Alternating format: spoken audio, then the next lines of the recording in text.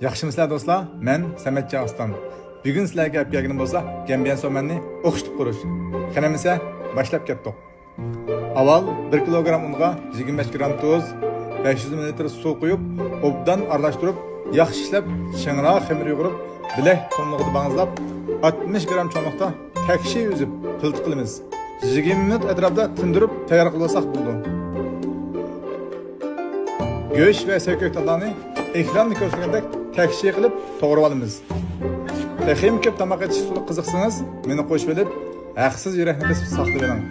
Tingan piltini olqinimiz bilan takshi inchikiltib, ratlik tizib, suzib tartib olgandan keyin cho'k tomlig'i bo'lganda uzunligini 20 sm atrofida chanab, qaynayotgan qozonga solib, 3 minut atrofida pishirib, sovuq suvda pokiz chayqab, ustiga xo'ngshav joni temitib, tayyor qilib olamiz.